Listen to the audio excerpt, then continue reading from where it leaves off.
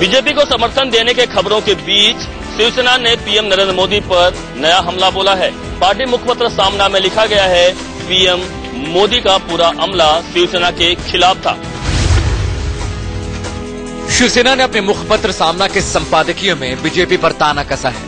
एक तरफ Shiv Sena supremo Uddhav Thackeray BJP को समर्थन देने का इशारा कर रहे हैं, वहीं दूसरी तरफ सामना के जरिए नरेंद्र मोदी पर हमला भी किया जा रहा है। सामना में लिखा गया है, चुनाव में बीजेपी की ओर से मोदी समेत करीब पूरी केंद्र सरकार ही हमारे खिलाफ मैदान में उतर गई थी। बीजेपी शासित राज्यों के मुख्यमंत्री, सांसद और विधायक महाराष्ट्र में खूंटा गाड़ कर बैठ गए थे। कांग्रेस एनसीपी भी अपनी पूरी ताकत से हमारे खिलाफ खड़े थे, लेकिन इन सब के बावजूद शिवसेना ने जो शेर की तरह लक्ष्य हासिल किया है वो महत्वपूर्ण है।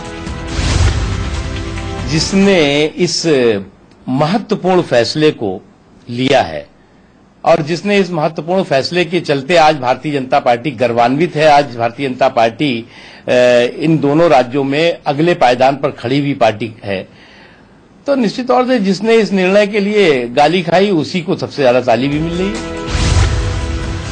सामना में आगे लिखा गया है कि शिवसेना ने ये लड़ाई अकेले लड़ी है।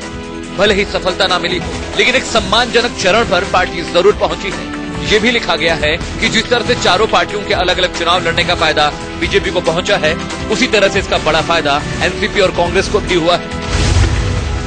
हम तो शिवसेना से ही जाना स्वाभाविक है। वो हमारे हिंदुत्व के जोड़ी है और हम ऐसे लड़ाई होगी तो क्या है, तो हिंदुओं में तो लड़ाई होना शुरू से है। हमारे सामने इतिहास में तो हिंदू लड़ते रहता है आपस में ही। बीजेपी पर निशाना साधते हुए सामना में यह भी लिखा गया कि लोकसभा चुनाव के आंकड़ों पर ध्यान दें तो गठबंधन नहीं टूटा होता तो आज कांग्रेस और एनसीपी के लिए मिलकर भी 25 सीटों तक पहुंच पाना कठिन था। चुनाव से पहले भी सामना में मोदी पर खूब हमला किया गया था, जिसके बाद बीजेपी ने साफ कर दिया था कि मोदी का अपमान बर्दाश्त नहीं किया जाएगा। कैमरामैन फिरोज के साथ अभिषेक शर्मा, इंडिया न्यूज, मुंबई।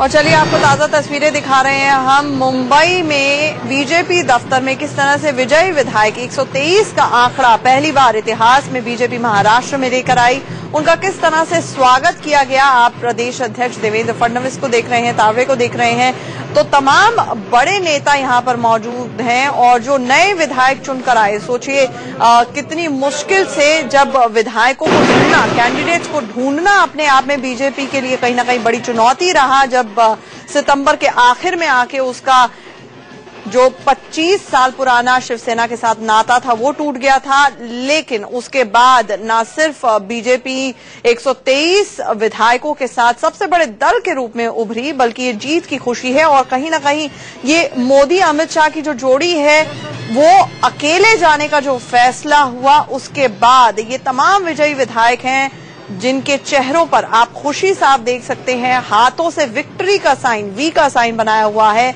और बहुत सारे विधायक ऐसे हैं जो पहली बार भी चुनकर आए हैं। ऐसे में बड़ा सवाल और बड़ी चुनौती इन तमाम विधायकों के सामने ये होगी कि अपने मुख्यमंत्री का चयन किया जाए। अब यहां पर राजनाथ सिंह गृह मंत्री और साथ ही साथ नड्डा पहुंचने वाले थे। विधायक दल की बैठक होनी है बहुत जल्द। हालांकि अब 20 घंटे से ज्यादा, करीब 24 घंटे हो चुके हैं नतीजों के डिक्लेरेशन के बाद, लेकिन सीएम कौन होगा ये साफ नहीं।